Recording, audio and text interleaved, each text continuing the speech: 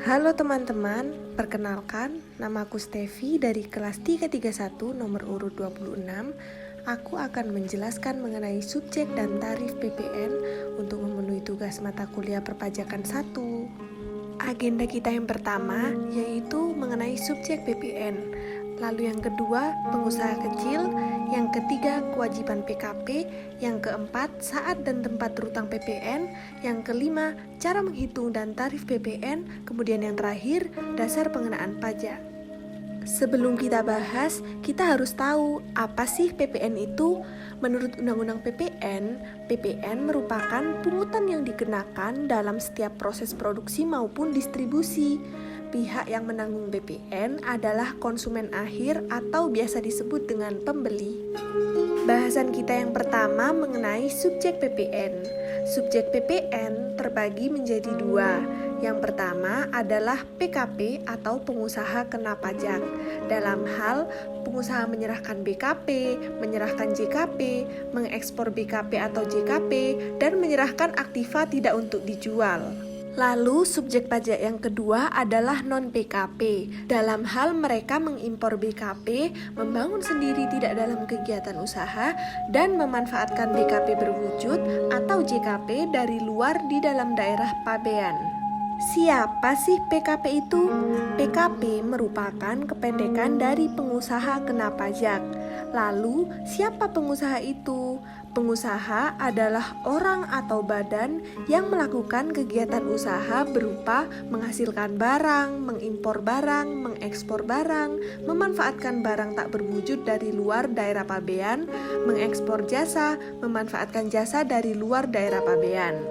Maka PKP adalah pengusaha yang dikenai pajak. Dalam pasal 3A ayat 1 Undang-Undang PPN, PKP tidak termasuk pengusaha kecil yang batasannya ditetapkan oleh Kementerian Keuangan. Bahasan selanjutnya mengenai pengusaha kecil.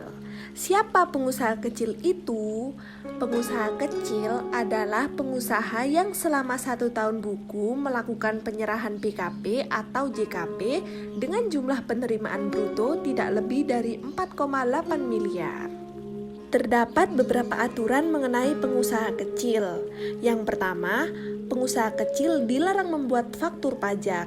Kemudian yang kedua, mereka tidak wajib memasukkan SPT masa PPN. Kemudian selanjutnya, wajib membuat pembukuan atau pencatatan.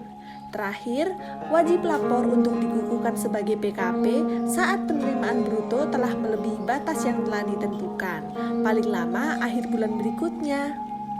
Bahasan yang ketiga mengenai kewajiban PKP.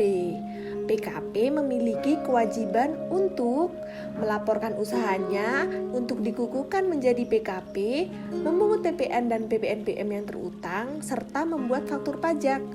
Lalu menyetorkan PPN yang masih harus dibayar dalam hal pajak keluaran lebih besar daripada pajak masukan. Dan yang terakhir, melaporkan perhitungan pajak serta mengisi dan menyampaikan SPT masa PPN.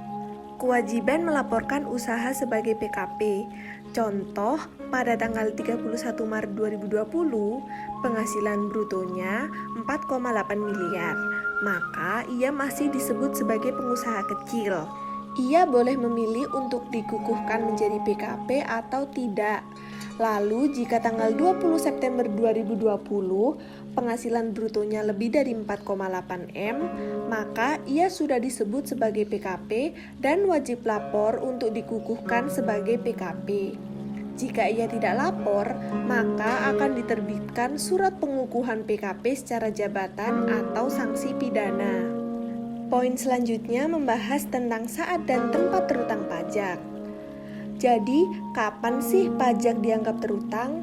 Pajak terutang pada saat penyerahan BKP, penyerahan JKP, impor BKP, ekspor BKP atau JKP, dan pada saat pembayaran dalam hal pembayaran diterima sebelum penyerahan atau pemanfaatan, pada saat pemanfaatan BKP tidak berwujud atau JKP dari luar daerah pabean di dalam daerah pabean, serta yang ditetapkan oleh DJP.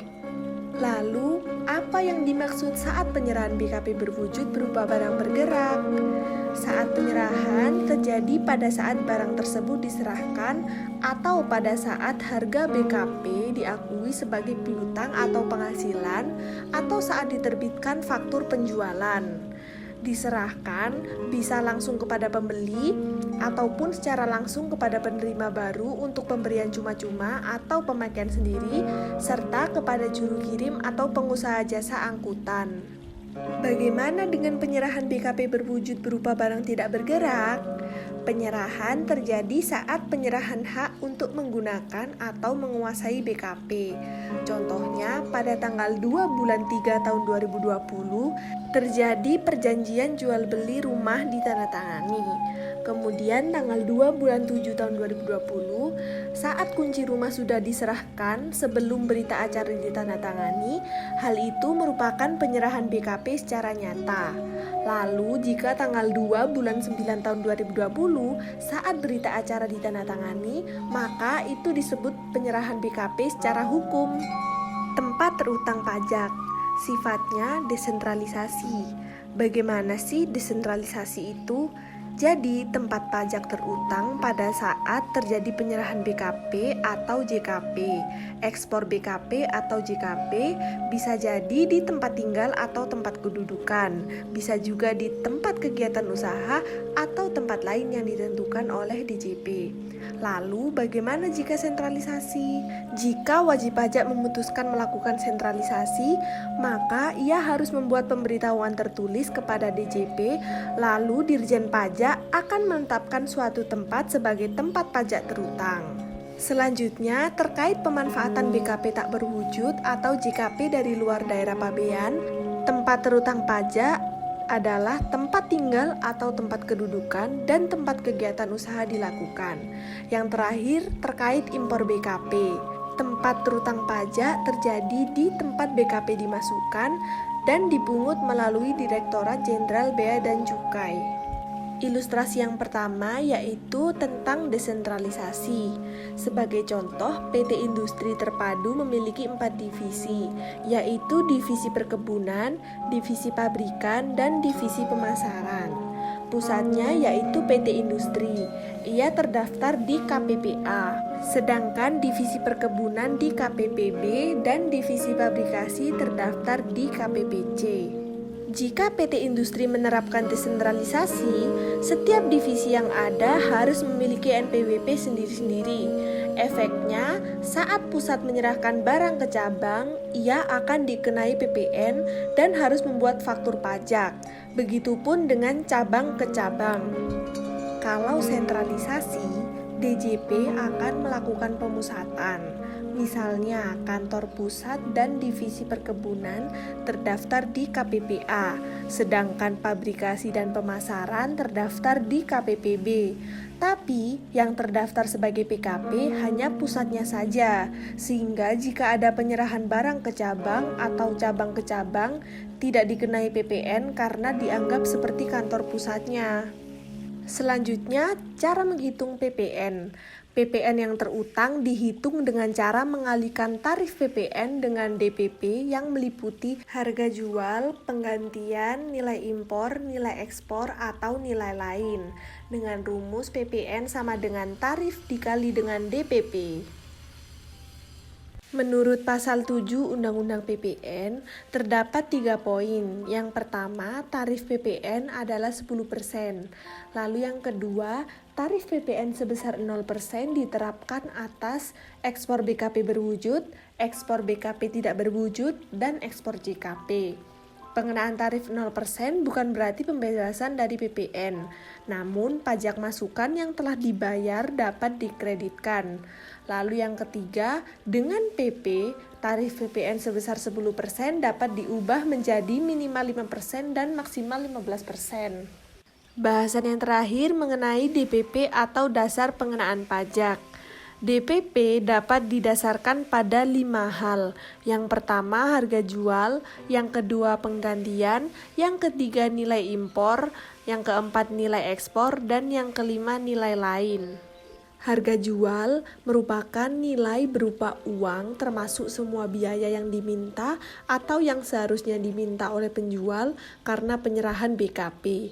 Tidak termasuk PPN yang dipungut berdasarkan undang-undang dan potongan harga yang dicantumkan dalam faktur pajak.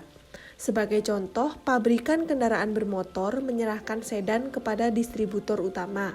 Harga jualnya 200 juta, lalu PPN-nya 10% dari 200 juta yaitu 20 juta, dan PPNBM-nya 30% yaitu 60 juta. Nah, kesimpulannya, dalam harga jual tidak pernah termasuk PPN atau PPNBM. Yang kedua, mengenai penggantian. DPP yang pertama merupakan nilai jual diberlakukan untuk BKP, sedangkan penggantian ini diberlakukan untuk jasa kena pajak atau JKP. Penggantian merupakan nilai berupa uang termasuk semua biaya yang diminta atau yang seharusnya diminta oleh pemberi jasa karena penyerahan JKP, ekspor BKP tidak berwujud. Tiga hal tersebut tidak termasuk PPN dan potongan harga yang dicantumkan dalam faktur pajak. Atau nilai berupa uang yang dibayar atau seharusnya dibayar oleh penerima jasa karena pemanfaatan JKP dan penerima manfaat BKP tidak berwujud dari luar daerah pabean di dalam daerah pabean. Lalu nilai impor merupakan nilai berupa barang yang menjadi DPP bea masuk ditambah pungutan berdasarkan ketentuan dalam peraturan perundang-undangan yang mengatur mengenai kepabeanan dan cukai untuk impor barang kena pajak tidak termasuk PPN dan PPNBM yang dipungut berdasarkan undang-undang ini. Nilai impor sama dengan harga patokan impor tambah bea masuk plus cukai. Lalu yang terakhir nilai ekspor, merupakan nilai berupa uang termasuk semua biaya yang diminta atau yang seharusnya diminta oleh eksportir. Sekian penjelasan dari aku, terima kasih sudah memperhatikan dan jangan lupa di like. Dadah!